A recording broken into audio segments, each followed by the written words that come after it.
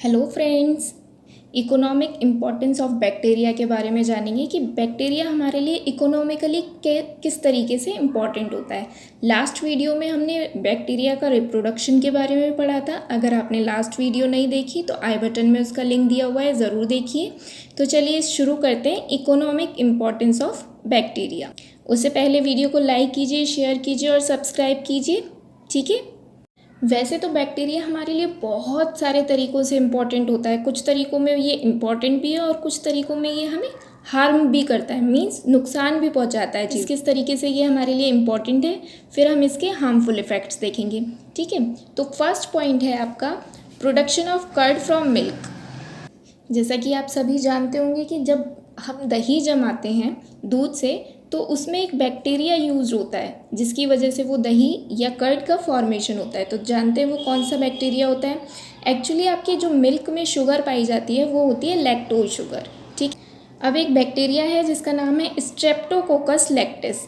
ये क्या करता है, उस लैक्टोज को, मिल्क शुगर को चेंज कर देता है लैक्टिक एसिड में, ठीक है। ये वाला बैक्टीरिया लैक्टोज शुगर को लैक्टिक एसिड में चेंज कर देगा और ये लैक्टिक एसिड इंड्यूस करता है मिल्क प्रोटीन। मिल्क प्रोटीन होती है कैसीन, मिल्क शुगर है लैक्टोज और मिल्क प्रोटीन है casein.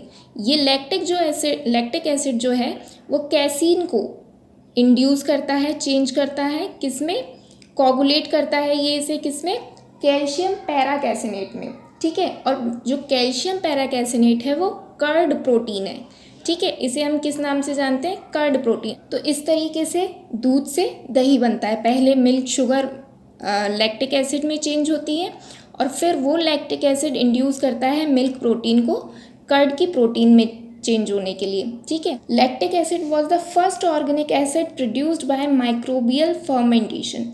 Lactic acid first organic acid था जो फर्मेंटेशन के थ्रू प्रोड्यूस किया गया था, मीन्स बैक्टीरियल माइक्रोबियल फर्मेंटेशन के थ्रू प्रोड्यूस होने वाला फर्स्ट ऑर्गेनिक एसिड कौन सा था, लैक्टिक एसिड।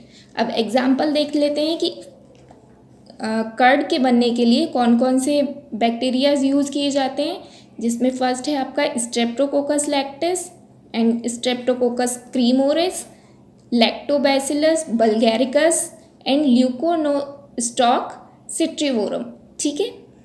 ये आपके कुछ बैक्टीरियाज हैं जो प्रोडक्शन ऑफ कर्ड में हेल्प करते हैं। नेक्स्ट पॉइंट है आपका डिकम्पोजिशन और डिके, ठीक है। Complete breakdown of organic substance in presence of oxygen by bacteria is known as decomposition. Decomposition क्या होता है, ऑक्सीजन की प्रेजेंस में किसी ऑर्गेनिक सब्सटेंस का कंप्लीटली ब्रेकडाउन बैक्टीरिया की वजह से जो होता है वो क्या कहलाता है, डिकम्पोजिशन। मीन्स ऑक्सीजन प्रेजेंस है उस एटमॉस्फेयर में, अगर कोई भी बैक्टीरिया ऑर्गेनिक सब्सटेंस का कंप्लीटली ब्रेक डाउन कर रहा है तो हम उसे क्या कहते हैं, डिकम्पोजिशन। जैसे यहाँ पे एक शुगर दे रखी है, ग्लूकोज दे रखा है, इसे ऑक्सीजन की प्रेजेंस में कंप्लीट डिकम्पोजिशन के बाद एक तो आपकी कार्बन डाइऑक्साइड बनी है, वाटर बना है और एनर्जी रिलीज हुई है, ठीक है। सेकेंड है incomplete breakdown of organic substance in absence of oxygen by bacteria produce gases of bad smell is known as fermentation। incomplete, अगर यही ऑर्गेनिक एसिड्स का इनकम्प्लीट ब्रेकडाउन होगा ऑक्सीजन की एब्सेंस में तो वो क्या कहलाएगा, फर्मेंटेशन कहलाएगा, ठीक है। और फर्मेंटेशन के प्रोसेस में एक बहुत गंदी सी स्मेल भी प्रोड्यूस होती है गैसेस की, ठीक है। इसका रिएक्शन देखते हैं। यहाँ पे भी हमारे पास ग्लूकोज है, ऑक्सीजन की एब्सेंस में हमने इसे क्या किया, ब्रेक डाउन होने के लिए छोड़ा है। तो आपका एक तो एल्कोहल बना है और एक कार्बन डाइऑक्साइड बनी है। एल्कोहल का फॉर्मेशन किस प्रोसेस के थ्रू होता है, फर्मेंटेशन के थ्रू। और उसी टाइम पे गैसेस की एक बहुत गंदी सी स्मेल भी आती है इस प्रोसेस में, क्योंकि ये इनकम्प्लीट ब्रेक डाउन होता है, ठीक है। नेक्स्ट है आपका, कुछ बैक्टीरियाज का यूज़ किया जाता है सीवेज के डिकम्पोजिशन में, ठीक है। सीवेज को भी कम्प्लीटली ब्रेक डाउन करने के लिए कुछ बैक्टीरियाज का यूज़ किया जाता है। चलिए उनके नाम देखते हैं। उनके नाम क्या है, bacillus mycoides, bacillus ramosus, bacillus bulgaricus and escherichia coli. ये चारों बैक्टीरिया किस काम में आते हैं, सीवेज के डिकम्पोजिशन में, ठीक है। नेक्स्ट पॉइंट है आपका फिक्सिंग ऑफ नाइट्रोजन।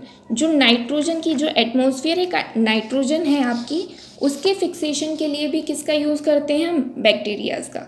वो भी हमारी of nitrogen fixation by microbes is known as diazotrophy. ये जो नाइट्रोजन का फिक्सेशन का प्रोसेस है माइक्रोब्स के थ्रू, ये क्या कहलाता है? डायएज़ोट्रॉफी। ठीक है, फर्स्ट देखते हैं नाइट्रीफाइंग बैक्टीरिया। वो बैक्टीरिया जो नाइट्रोजन को नाइट्रेट और नाइट्राइट में चेंज करेंगे, उन्हें हम क्या कहेंगे? Nitrifying bacteria. ठीक है, नाइट्रोजन को जो नाइट्रेट और नाइट्राइट में चेंज कर रहे हैं उसे क्या कह रहे हैं हम? Nitrifying bacteria. इसके एग्जांपल्स हैं नाइट्रोबैक्टर, नाइट्रोसिस्टिस, नाइट्रोसोमोनास एंड नाइट्रोसोकोकस। ये चारों बैक्टीरिया कौन से बैक्टीरिया हैं? Nitrifying bacteria. मीन्स ये चारों बैक्टीरिया एटमॉस्फेरिक नाइट्रोजन को नाइट्राइट और नाइट्रेट में चेंज करेंगे। नेक्स्ट है अमोनिफाइंग बैक्टीरिया। अमोनोफाइंग बैक्टीरिया क्या करेगा? जो एटमॉस्फेरिक नाइट्रोजन है उसे अमोनिया में चेंज कर देगा, अमोनियम में चेंज कर देगा। ठीक है, तो इसके एग्जाम्पल हैं बैसिलस रेमोसस, बैसिलस माइकोइड्स और बैसिलस बल्गैरिकस। ये तीनों ही बैक्टीरिया का क्या करेंगे?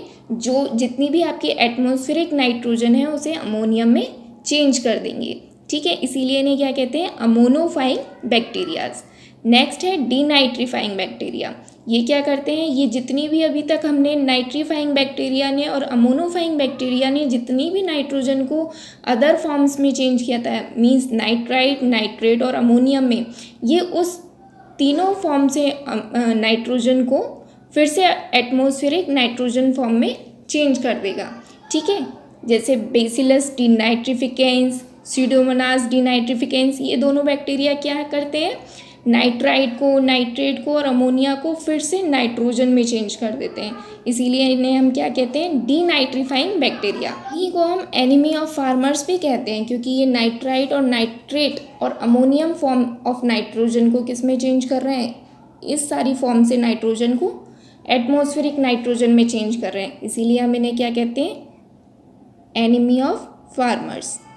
पॉइंट है आपका फॉर्मेशन ऑफ एसिटिक एसिड। जो आपका एसिटिक एसिड होता है, मीन्स आपका जो विनेगर होता है, उसके फॉर्मेशन में भी हम किसका यूज़ करते हैं? बैक्टीरिया का। वो बैक्टीरिया है एसिटोबैक्टर एसिटी।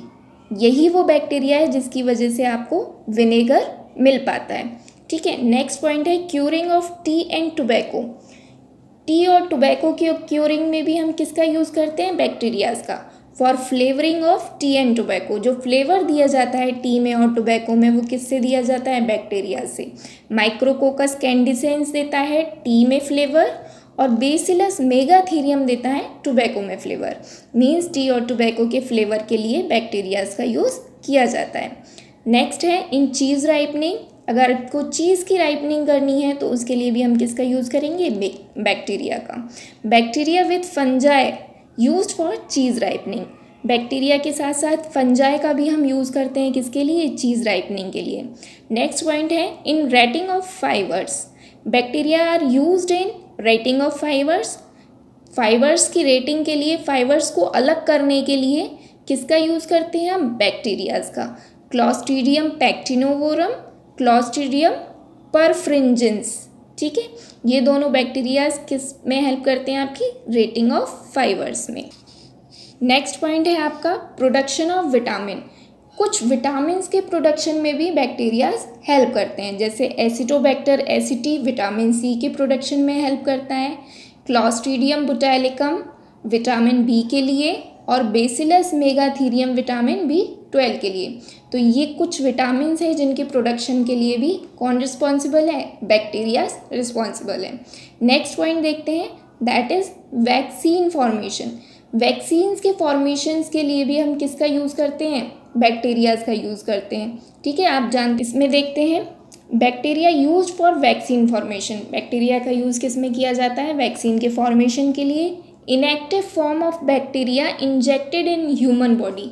इसमें हम क्या करते हैं? बैक्टीरिया की इनएक्टिव फॉर्म मीन्स उसे किल्ड फॉर्म में हम ह्यूमन बॉडी में इंजेक्ट कर देते हैं। Antibodies form in response of bacteria. अब जैसे ही हम बैक्टीरिया को किसी भी फॉरेन पार्टिकल को बॉडी में इंजेक्ट करेंगे तो उसके लिए हमारे बॉडी में क्या बनना शुरू हो जाती है? एंटीबॉडीज़।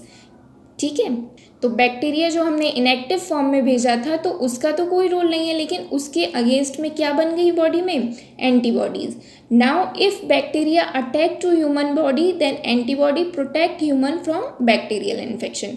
ठीक है, हमने क्या किया, बचपन में ही वैक्सीनेशन ज़्यादातर करा देते हैं, क्या कर देते हैं कि इनएक्टिव फॉर्म में बैक्टीरिया को इंजेक्ट कर देते हैं, तो उसी टाइम पे आपकी एंटीबॉडीज़ का फॉर्मेशन हो जाता है उस फॉरेन पार्टिकल, उस फॉरेन बैक्टीरिया के लिए। ठीक है, लेकिन आगे फर्दर लाइफ में कभी भी आपको अगर बैक्टीरिया अटैक करता है तो वो जो आपकी एंटीबॉडीज़ हैं जो उस वैक्सीनेशन के टाइम पे इंजेक्ट करने के टाइम पे डेवलप हुई थी, वही अब आपको क्या करेंगी, प्रोटेक्ट करेंगी उस बैक्टीरियल इन्फेक्शन से। चलिए कुछ वैक्सीन्स के नेम देख लेते हैं। BCG, इसका भी वैक्सीनेशन होता है, इसका फुल फॉर्म है बेसिली कॉलमेट ग्यूरिन। ठीक है, ये ज़्यादातर किसके लिए लगाया जाता है, ये आपका ट्यूबरक्लोसिस के लिए लगता है। ठीक है, जो TB होता है उससे बचाने के लिए आपका BCG का टीका या वैक्सीनेशन लगाया जाता है। नेक्स्ट है ATS, anti tetanus serum. Tetanus infection के लिए आपको क्या दिया जाता है, ATS की वैक्सीन दी जाती है। फिर है आपका AGS, anti gas serum. HIV, Haemophilus influenza. ठीक है, DPT, diphtheria, pertussis and tetanus. ये क्या है, कुछ वैक्सीन्स हैं जो आपको प्रोवाइड की जाती हैं जो बैक्टीरिया से फॉर्म होती हैं। ठीक है, अब कुछ अदर्स देख लेते हैं, कुछ फील्ड में कैसे बैक्टीरिया हमें हेल्पफुल है। फर्स्ट पॉइंट है, in rumen of cattle cellulose digestion occur with the help of number of bacteria.